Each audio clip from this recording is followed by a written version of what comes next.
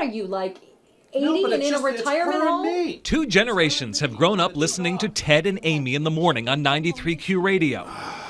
And like any relationship, this takes work. You're having a tree. You're having a tree. Even when the relationship is the work. She's a little wacky. I mean, everybody thinks I'm the funny one and she's the straight person, but she's very funny.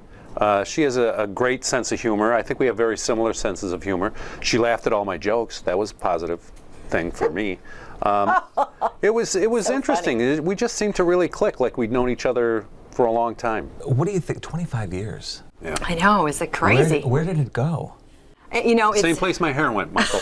You should see our publicity photos through the years. You can tell. You can tell how to place them chronologically by the level of hair loss. And truthfully, my hair got big, a little bit small, a little bit smaller, so that you can tell that too. This is smaller hair? This is smaller hair. Yeah. Yeah. What are you saying? I can't believe it, though. You know, we'd hit these certain milestones, 10 years, and you would think, wow, that's something, you know, to be the same team at the same radio station, and then 15, and then 20. And I think every time we hit a milestone, we think, well, this is probably it. I mean, there's probably going to be changes, you know, business-wise or something. And boy, 25. We got at least another 20 years. Here's Lady Gaga and 93Q. In the time gone by since they were first paired together in 1988, the fashion and hairstyles have changed, but the fundamentals haven't. Ted and Amy in the Morning has survived more radio station management changes than they can count, and poachers, radio executives from other cities who knew something was working here. They tried to steal them. Were there opportunities to leave that you both declined? There were, actually.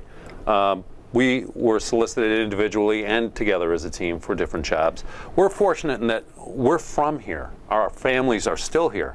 And, you know, we really have been comfortable enough that we didn't feel the need to leave the area to further our careers. We both have the same goals. I think that's one thing why a morning show or any kind of team splits up, because one of them does look to go to bigger cities and get paid more and things like that. We both have always kind of had the same goals, that we were really happy here, and as long as that is the case, we're going to stay here. The landscape of radio and television in Central New York has changed so dramatically over the course of this 25 years, much less the last 5 years. Very true. To have survived that is really something special. Yeah. Well, when I first started in radio, there were probably 20 competing radio stations. Now there's about 2, because we're all owned by the same people, pretty much, you know. So that has dramatically changed. And it used to be that we had very local owners and managers and things like that.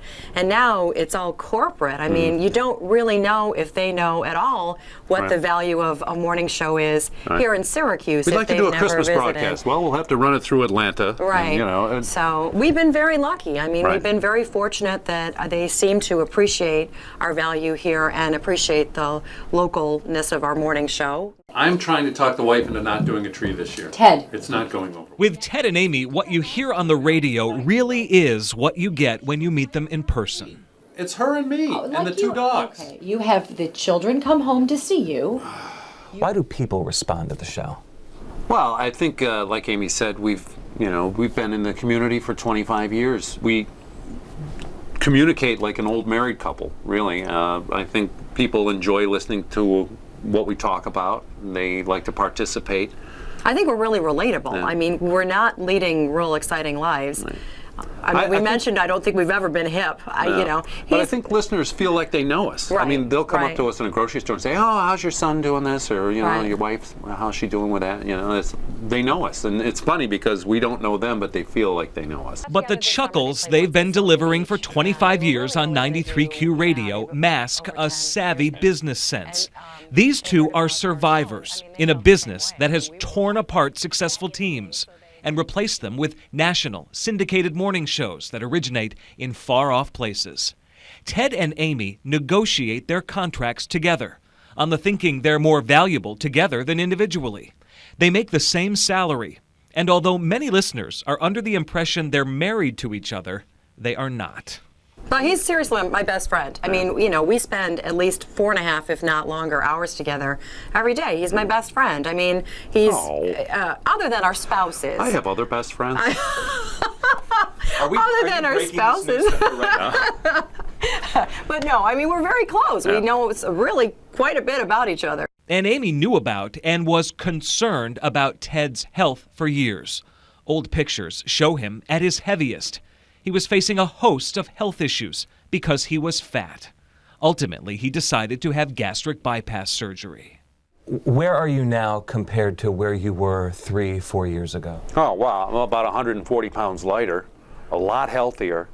My high blood pressure and high cholesterol are a thing of the past, and she doesn't have to keep the portable defibrillator handy just in case. I did. I mean, I took a CPR course when he was at his heaviest because we were one of the only ones in the building, and I just knew that if something had happened, I was very concerned about his health.